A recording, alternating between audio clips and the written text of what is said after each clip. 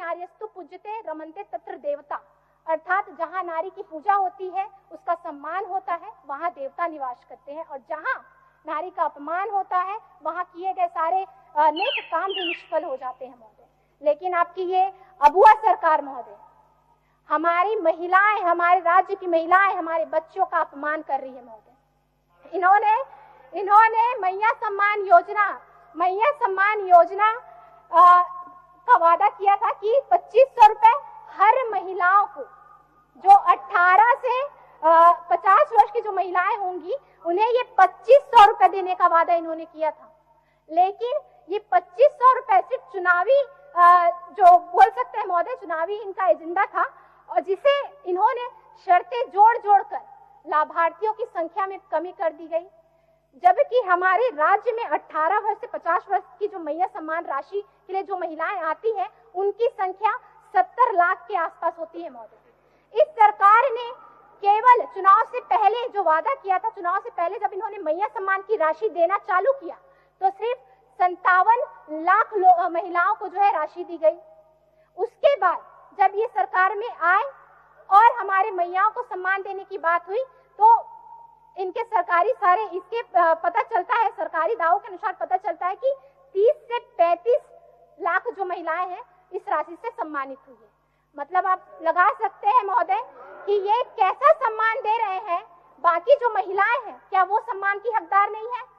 क्या उन्हें सम्मान पाने का कोई हक नहीं है? ये उनका अपमान नहीं तो और क्या है महोदय। इन्होंने चुनाव में महिलाओं को 450 रुपए में गैस सिलेंडर देने का वादा किया था महोदय। 450 रुपए गैस सिलेंडर देने का वादा किया, लेकिन सरकार अब इसे भी भूल गई है महोदय। इस पर ना विचार होता है, ना विमर्श होता है, ना बात होती है महोदय। ये हमारे राज्य की महिलाओं के भरोसे के साथ, उनके विश्वास के साथ धोखा है महोदय। अध्यक्ष महोदय, झारखंड में महिलाओं की दयनीय स्थिति पर कुछ आंकड़े आपके समक्ष रखना चाहूंगी महोदय।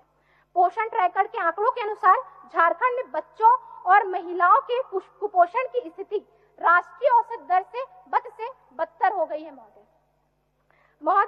पोषण और देखभाल की कमी के कारण बच्चे और महिलाएं के जो राष्ट्रीय औसत दर है वो खराब होते जा रहे हैं। सरकार की अनदेखी और उपेक्षा का दंश राज्य के जो हमारे आदिवासी, दलित, पिछड़ा वर्ग के जो बच्चे हैं और उनके परिजन हैं वो झेल रहे हैं महोदय। पोषण ट्रैकर के आंकड़ों के अनुसार झारखंड में नवजात बच्चों में वेस्टेज, वजन में कमी, अविकास जैसी समस्या तेजी से पनप रही है महोदय।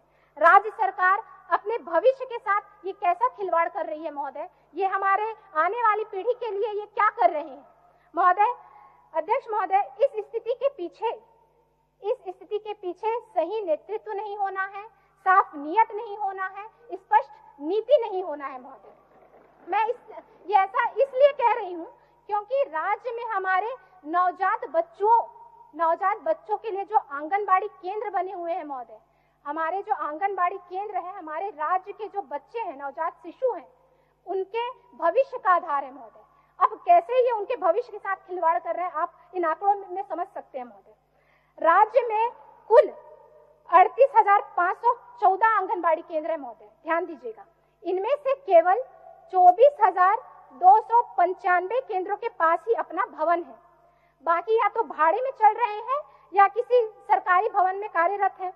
अब मैं इस बजट में देख रही थी तो मुझे बताना चाहूंगी कि इस बजट में वर्ष में सरकार ने 2500 नए भवन आवंटित किए हैं, नए भवन के लिए राशि आवंटित की है। माननीय अध्यक्ष महोदय, 11,212 भवन भाड़े में चल रहे हैं और सरकार केवल 2500 भवनों के लिए जो है राशि आवंटित करती है। वहीं जनजाति क्षेत्रों में 9,175 आंगनबाड़ी भाड़े के भवन में चल रहे हैं महोदय। इनमें से केवल 275 नए भवनों के लिए इस वर्ष सरकार ने बजट आवंटित किया है। ये कैसा खिलवाड़ कर रहे हैं आप देख सकते हैं महोदय।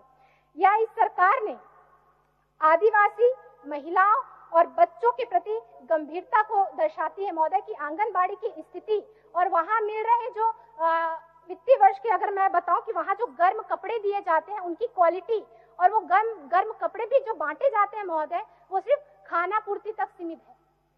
और उन गर्म कपड़ों का के लिए जो इन्होंने जो विगत वर्ष में जो इसके लिए लगभग 42.21 करोड़ रुपए आवंटित किए गए थे महोदय। लेकिन इस कपड़े को सिर्फ सप्लायर जो है वो सप्लायर करने वाला जो समूह है वो जो है इसे ऊंचे दामों में मनमाने दरों पर इसे जो है रख देते हैं, आपूर्ति करते हैं महोदय।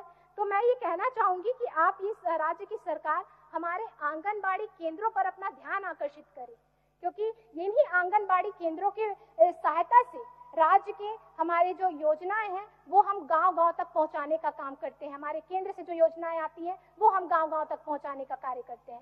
अगर ये केंद्र ही नहीं होंगे तो इन योजनाओं का क्या होगा महोदय? योजनाएं सिर्फ कागज में ही रहकर सिमट जाएंगे महोदय। आंगनबाड़ी केंद्रों में बिजली कनेक्शन, पेयजल की उपलब्धता, शौचालय, किचन जैसी जो मूलभूत सुविधाएं हैं वो भी उसमें भी भारी कमी आई है महोदय। केवल आधारभूत संरचना में नहीं, मैन पावर की उपलब्धता और प्रशिक्षण में भी झारखंड काफी पीछे है महोदय। जब मैन पावर पूरा ही नहीं होगा तो उसका प्रशिक्षण नहीं होगा